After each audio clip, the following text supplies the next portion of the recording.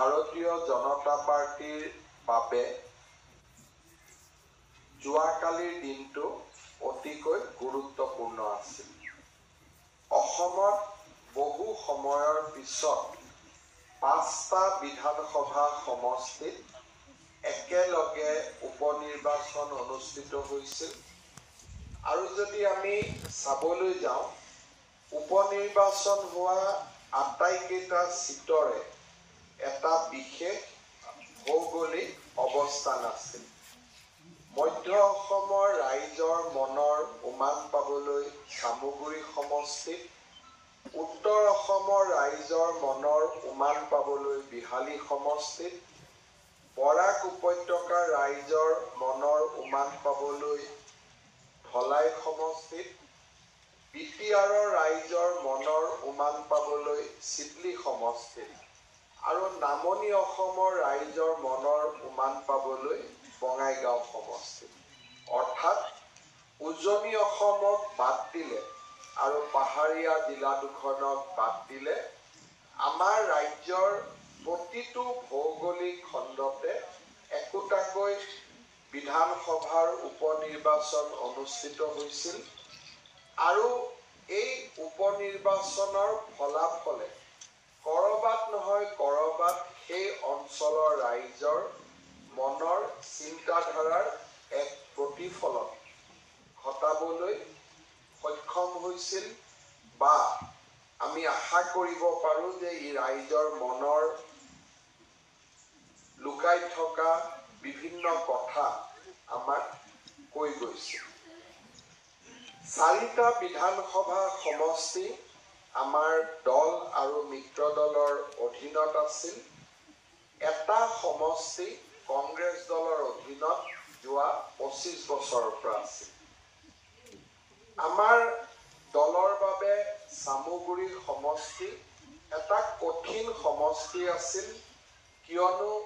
সেই সমষ্টিটোৰ জনগাঁথনি ভাৰতীয় জনতা পাৰ্টিৰ যিসকলে আমাৰ দলক ভোট দিয়ে বা ইমান দিনে আমাক ভোট দি আহিছে, তাক সেই সমষ্টিটোৰ জনগাঁথনিয়ে প্ৰতিফলন কৰা নাছিল। ডিপ্লুৰঞ্জন শৰ্মা ডাঙৰীয়াক যিদিনাখন মাননীয় সভাপতি ভৱেশ কলিতা ডাঙৰীয়াৰ লগত আলোচনা কৰি আমি নিৰ্বাচনত উঠিবৰ কাৰণে অনুৰোধ কৰিছিলোঁ, সেইদিনাখন আমি মনত অলপ সময়ৰ কাৰণেও চিন্তা কৰা নাছিলোঁ যে চিটটোত আমি জিকিব পাৰিম। বৰহমপুৰ সমষ্টিৰ সন্মানীয় বিধায়ক জিতু গোস্বামী ব্যতিক্ৰম আছিল, যোনে মোক বাৰে বাৰে কৈছিল যে চামগুৰি সমষ্টিত আমি জয়লাভ কৰিব পাৰিম। বহুদিন ধৰি ৰাজনীতিত আছো। কৰিমগঞ্জ লোকসভা সমষ্টিৰ আমাৰ বিজয়ে মানুহৰ মানসিকতাৰ পৰিৱৰ্তনৰ এটা ইংগিত আমাক দিছিল। ভাৰতীয় জনতা পাৰ্টিৰ নীতি হৈছে যে আমি কাকো তুষ্টিকৰণ নকৰোঁ, কিন্তু ন্যায় প্ৰদানত আমি পাৰ্থক্যই নকৰোঁ। Appeasement to none, justice to all. আজি যদি আপোনালোকে চাব যায়, প্ৰধানমন্ত্ৰী নৰেন্দ্ৰ মোদী ডাঙৰীয়াই যেতিয়া দৰিদ্ৰজনক আবাস দিয়ে, তেওঁ সেই দৰিদ্ৰজন কোন ধৰ্মৰ তাৰ বিষয়ে তেওঁ সন্ধান নলয়।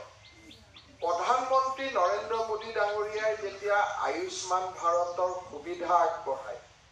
তেতিয়া আয়ুষ্মান ভাৰতৰ হিতাধিকাৰীজন কোন ধৰ্মৰ অন্তৰ্ভুক্ত তাৰ বিষয়েও তেওঁ সন্ধান নলয়। আৰু প্ৰধানমন্ত্ৰী নৰেন্দ্ৰ মোদী ডাঙৰীয়াৰ যি পদাঙ্ক, তাক অনুকৰণ কৰি আজি অসমত যেতিয়া আমি চৰকাৰী আঁচনি নিৰ্মাণ কৰোঁ, আমি প্ৰতিটো বিধানসভা সমষ্টিতে এই আঁচনিৰ সুফল যাতে পোৱা যায় তাৰ বাবে আমি প্ৰচেষ্টা কৰোঁ। নিযুত মইনা আঁচনি ৰূপায়ণ কৰোঁতে আমি হিতাধিকাৰীজনৰ ধৰ্ম নিবিচাৰোঁ। অৰুণোদয় আঁচনিও দিব যাওঁতে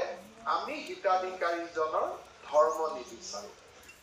আৰু সেই কাৰণে সবকা সাথ সবকা বিকাশ সবকা বিশ্বাস এই যি নীতিৰ আধাৰ হ'ল যে কাকো আমি তুষ্টিকৰণ নকৰোঁ কিন্তু আমি সকলোকে ন্যায় প্ৰদান কৰিম এই নীতিৰ আধাৰতে প্ৰধানমন্ত্ৰী মোদী ডাঙৰীয়াই আমাক মহামন্ত্ৰ দিছিল সবকা সাথ সবকা বিকাশ সবকা বিশ্বাস কংগ্ৰেছ দলৰ লগত আমাৰ পাৰ্থক্য হ'ল যে সাচাৰ কমিটিৰ দৰে বিভিন্ন আয়োগ গঠন কৰি এটা বিশেষ বৰ্গ তেওঁলোকে তুষ্টিকৰণ কৰিব বিচাৰে ৰাষ্ট্ৰৰ সম্পদৰ প্ৰথম অধিকাৰ এটা বিশেষ ধৰ্ম বুলি তেওঁলোকে ক'ব বিচাৰে আমি ক'ব বিচাৰো যে ৰাষ্ট্ৰৰ সম্পদৰ প্ৰথম অধিকাৰ দৰিদ্ৰজনক তেওঁ লাগিলে যি ধৰ্মৰে নহওক কিয় আৰু এই নীতিৰ প্ৰেৰণাতে আমি কাম কৰিছিলোঁ আৰু যোৱা লোকসভা নিৰ্বাচনত কৰিমগঞ্জ সমষ্টিত আমি চমকপ্ৰদ সাফল্য লাভ কৰিছিলোঁ য'ত নেকি 65% ধৰ্মীয় সংখ্যালঘু লোক বাস কৰে সেই সমষ্টিটোত আমাৰ সংখ্যাগুৰু লোকৰ বিপৰীতে 2 লাখ ভোট ধৰ্মীয় সংখ্যালঘু লোকৰ বেছি আছিলে আৰু সমষ্টিৰ পুনৰ নিৰ্ধাৰণৰ পিছত কৰিমগঞ্জ এটা অসম্ভৱ সমষ্টি ৰূপে আমি ভাবি লৈছিলোঁ ৰাজনীতিত প্ৰত্যাহ্বান গ্ৰহণ কৰিব লাগে আমি প্ৰত্যাহ্বান লৈছিলোঁ আৰু আমাৰ সকলোৰে ঐকান্তিক প্ৰচেষ্টাত কৰিমগঞ্জ সমষ্টিত আমি অভূতপূৰ্ব বিজয় লাভ কৰিছিলোঁ আগতে এটা কথা আছিল যে ইউডিএফ আৰু কংগ্ৰেছৰ ভোট বিভাজনত বিজেপি জিকিছে কিন্তু কৰিমগঞ্জত আমি তেতিয়া ইলেকশ্যন জিকিছিলোঁ যেতিয়া ইউডিএফ দলে কোনো ভোট পাবলৈ সক্ষম হোৱা নাছিল আমি ভোট বিভাজনত নহয় আমি সকলো ধৰ্মৰ ভোটেৰে আমি কৰিমগঞ্জ সমষ্টি জয়লাভ কৰিব পাৰিছোঁ অসমৰ ৰাজনীতি ভাৰতীয় জনতা পাৰ্টিয়ে 65% সংখ্যালঘু লোক থকা কৰিমগঞ্জৰ দৰে সিট জিকাটো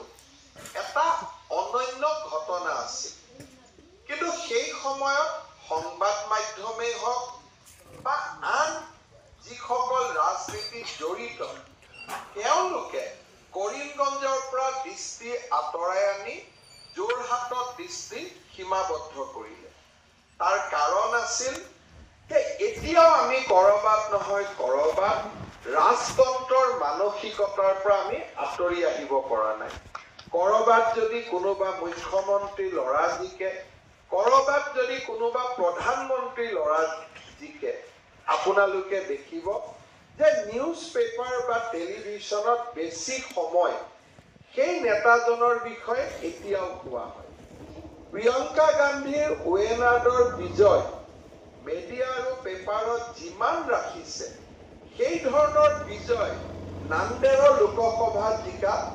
কংগ্ৰেছৰ সাংসদ তেওঁৰ বিষয়ে আলোচনা কৰা হোৱা নাই দুইটাই কংগ্ৰেছ জিকিছে কিন্তু ৱেনাৰ্ডে যদি সংবাদ মাধ্যমৰ দৃষ্টি আকৰ্ষণ কৰিছে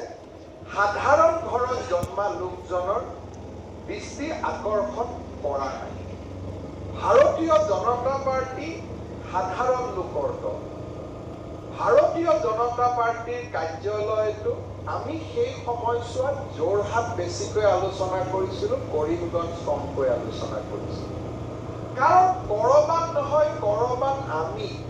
এতিয়াও সকলো সেই মানসিকতাৰ আমি কৰবাত নহয় কৰবাত বন্দী হৈ আছো আমি যেতিয়া কৰবাত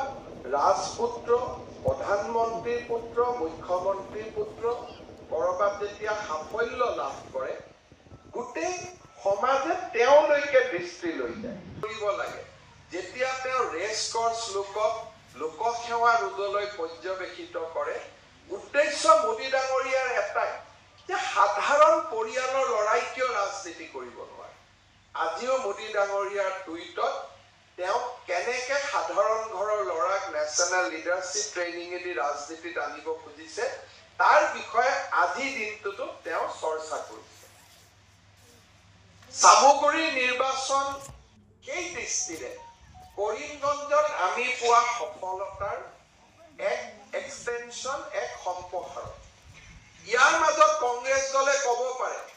যে বিজেপিয়ে সংখ্যালঘু লোকৰ ভোট বিচাৰিছে,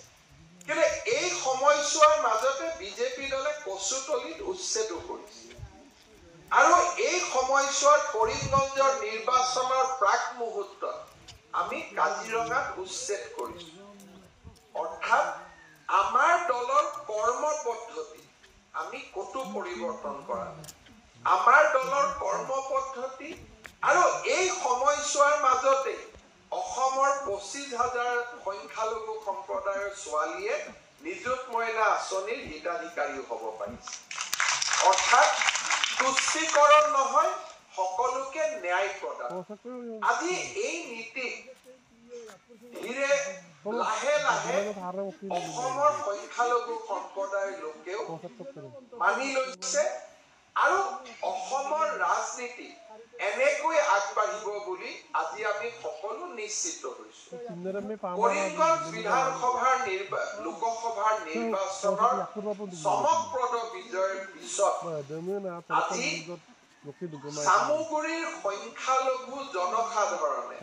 সংখ্যাগৰিষ্ঠ সম্প্ৰদায়ৰ লোক এজনক ভোট দি জয়লাভ কৰোৱাটো এই নিৰ্বাচনৰ আটাইতকৈ ডাঙৰ ফল। 65 to 75% ভোটাৰ কোন? ধৰ্মীয় সংখ্যালঘু। আৰু বিজয়ী প্ৰাৰ্থীজন কোন? বিজয়ী প্ৰাৰ্থীজন সংখ্যাগুৰু সম্প্ৰদায়ৰ লোক আৰু সেই সমষ্টিৰো বাসিন্দা নহয়। ভাৰতীয় জনতা পাৰ্টিৰ প্ৰতি মানুহৰ অটুট বিশ্বাসে প্ৰাপ্তিৰ এক নতুন দিগন্তলৈ আমাক লৈ গৈছে। মই আজি নিশ্চয় উল্লেখ কৰিম 2016 চনত যিখন পঞ্চায়তত জিতু গোস্বামী ডাঙৰীয়াৰ হৈ প্ৰচাৰ অভিযান চলাবলৈ গৈছিলো, চাৰিওফালৰ পৰা শিল লাঠি, তেতিয়া মই বিধায়ক এজনো নাছিলো, ভাৰতীয় জনতা পাৰ্টিৰ এজন কাৰ্যকৰ্তা আছিলো, কংগ্ৰেছৰ পৰা ৰিজাইন দিছিলো, MLA এৰি দিছিলো, গতিকে লগত নিৰাপত্তাও যথেষ্ট নাছিলে আৰু এক প্ৰকাৰ জিতু গোস্বামী আৰু মই প্ৰাণ হাতত লৈ মোৱামাৰী পঞ্চায়তৰ পৰা আমি সিদিনাখন আঁতৰি আহিছিলো আৰু আমাৰ লগত থকা অজস্ৰজন আঘাতপ্ৰাপ্ত হৈছিল। 2016 চনত সেই দিনটো মনৰ ভিতৰত এটা আশা পুহি ৰাখিছিলো, জীৱনকালত কেতিয়াবা এই সমষ্টিটোত আমি বিজয়ী হ'ম আৰু সেই আশা যে বাস্তৱত ৰূপ পাব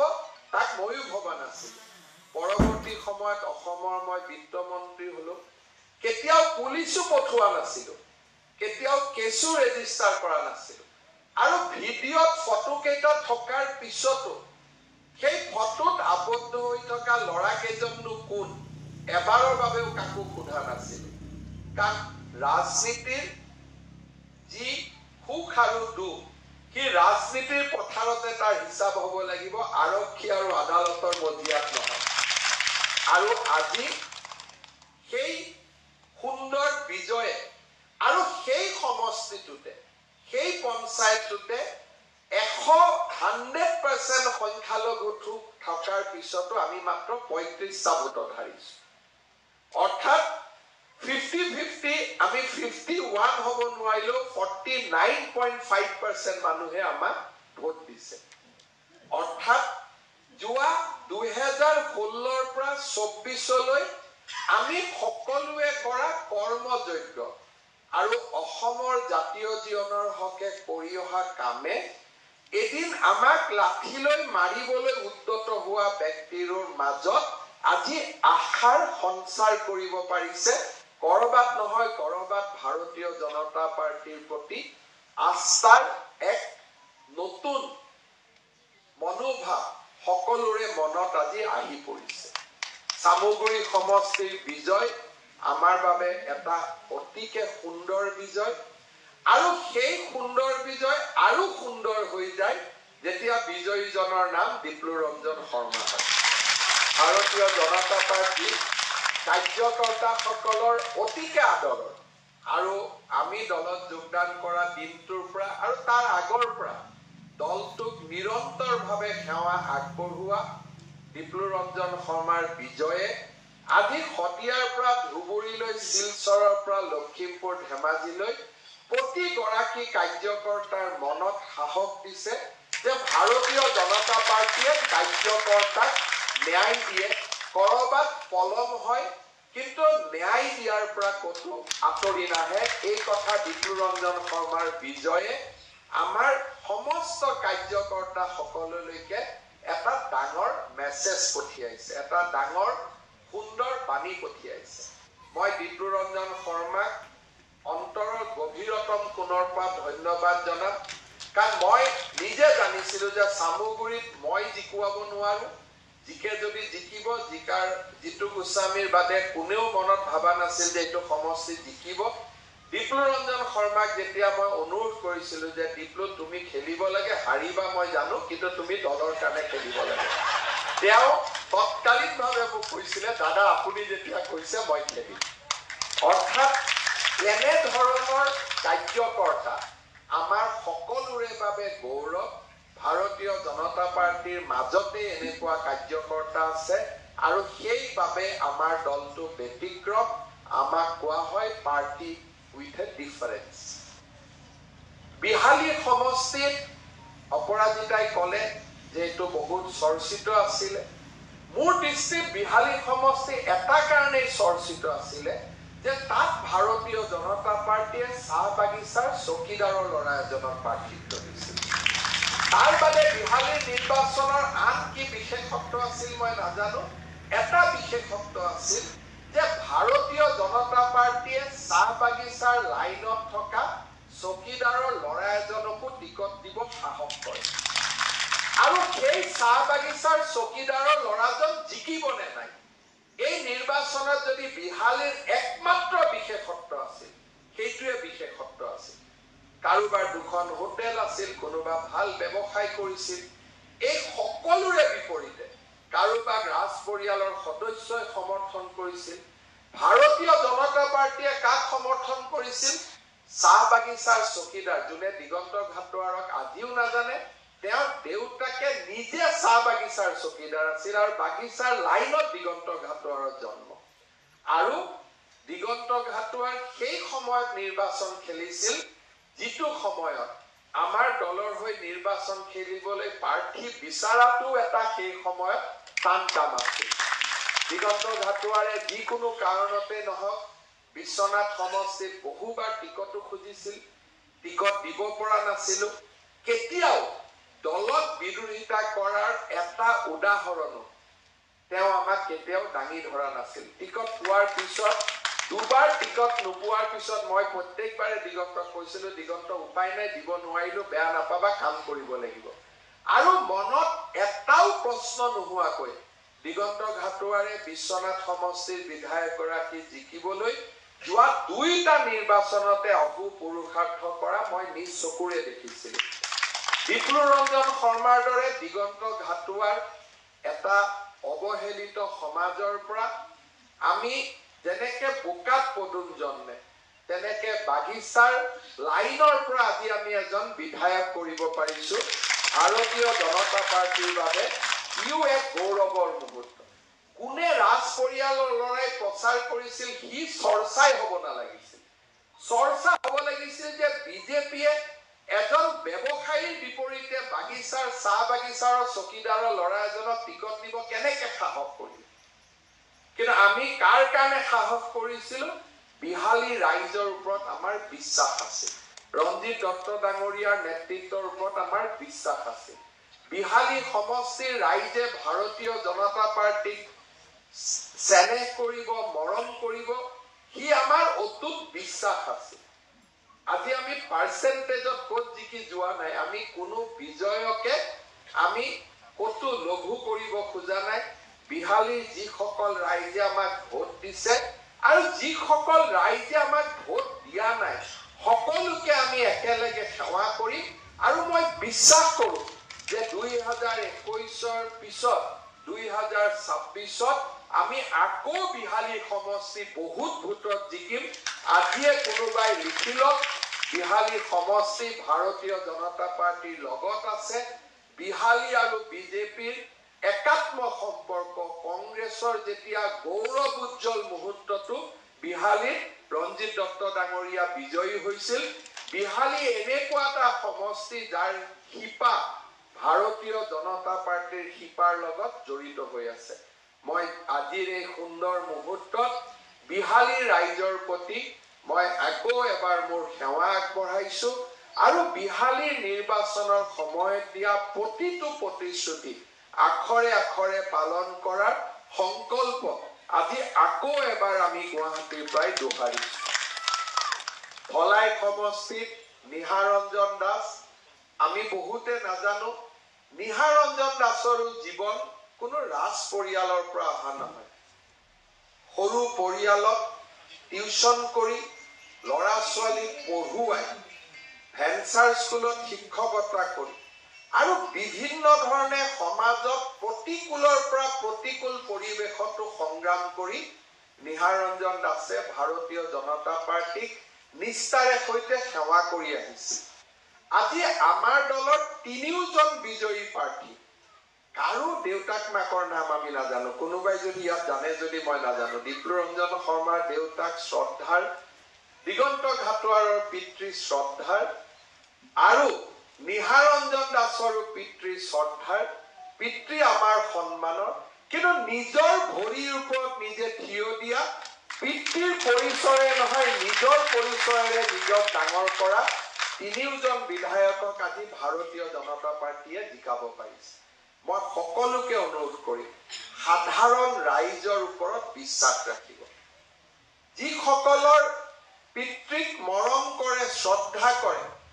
চিকিৎসালয়ত থকা পিতৃক সেৱাৰ বাবে যিজনে সৰ্বস্ব কৰিব পাৰে আৰু কোনে সৰ্বস্ব কৰিব পাৰে যেতিয়া সেই ব্যক্তিজন সাধাৰণ পৰিয়ালত জন্ম হয় ৰজা ঘৰৰ সন্তানে ৰজাৰ পৰা বংশৰ ঐতিহ্য ল'ব কিন্তু জীৱনৰ প্ৰয়োজনৰ সময়ত সাধাৰণ ঘৰৰ ল'ৰাই পিতৃক যিমান সেৱা কৰিব তেওঁ কেতিয়াও নকৰে এয়া মই তেনে বহু ইতিহাসৰ সাক্ষী হৈ আছো আপোনালোকেও তেনেকুৱা বহু ইতিহাস দেখিছে আজি মই এটাই কথা কম ভাৰতীয় জনতা পাৰ্টি সাধাৰণ পৰিয়ালৰ সদস্য আমাৰ প্ৰধানমন্ত্ৰীয়ে ৰেল ষ্টেচনত চাহ বিক্ৰী কৰিছিল আমাৰ আদৰ্শ নৰেন্দ্ৰ মোদী আমাৰ আদৰ্শ ৰাজ পৰিয়াল কংগ্ৰেছৰ বাবে আদৰ্শ ৰাজ পৰিয়াল প্ৰিয়ংকা গান্ধী ৰাহুল গান্ধী যিমান নাম আছে আমাৰ আদৰ্শ নৰেন্দ্ৰ মোদী অটল বিহাৰী বাজপেয়ী সদায় আনন্দ কৰিব কৰিমগঞ্জৰ বিজয়লৈ কাৰণ সাধাৰণ ঘৰৰ পৰিয়ালত বিজেপি জিকাই আনে আনন্দ কৰিব চামুগুৰি বিহালী আৰু ধলাইৰ বিজয়ক লৈ কাৰণ সাধাৰণ পৰিয়ালৰ লোকক অসাধাৰণ কৰিব পৰা ক্ষমতা অকল ভাৰতীয় জনতা পাৰ্টি সাধাৰণ পৰিয়ালৰ ল'ৰাক অসাধাৰণ কৰি নিৰ্মাণ কৰিব পৰা শক্তি এটা ৰাজনৈতিক দলৰ আছে এইটো ভাৰতীয় জনতা পাৰ্টি কংগ্ৰেছ দলক সুধিব যে দলৰ শীৰ্ষতম নেতৃত্বৰ পদটো কোনোবা সাধাৰণ পৰিয়ালক এৰি দিব পাৰিব নেকি নামত যোনে নহওক ক্ষমতাৰ বাক জৰিডাল তেওঁলোকে সাধাৰণ পৰিয়ালক এৰি দিব নোৱাৰে কিন্তু আমাৰ দলৰ আজিৰ সভাপতি আজিৰ প্ৰধানমন্ত্ৰী সাধাৰণ ঘৰৰ আৰু 200 বছৰ পিছৰ ভাৰতীয় জনতা পাৰ্টিৰ প্ৰধানমন্ত্ৰী আৰু সভাপতিও সাধাৰণ ঘৰৰ ব্যক্তি হৈ থাকিব আৰু সেই কাৰণে এই দলটোত আমাৰ দৰে লোকৰ স্থান আছে সেই কাৰণে এই দলত আমিবোৰ বিধায়ক সংসদ পৌৰসভাৰ সদস্য মুখ্যমন্ত্ৰী আৰু যি আমি আমাৰ যোগ্যতাৰ যোগেৰে পাব পাৰো সেইখিনি আমি পাব পাৰো সেয়েহে মই আজিৰ দিনটোত পুনৰ এবাৰ ভাৰতীয় জনতা পাৰ্টিৰ কাৰ্যকৰ্তাসকলক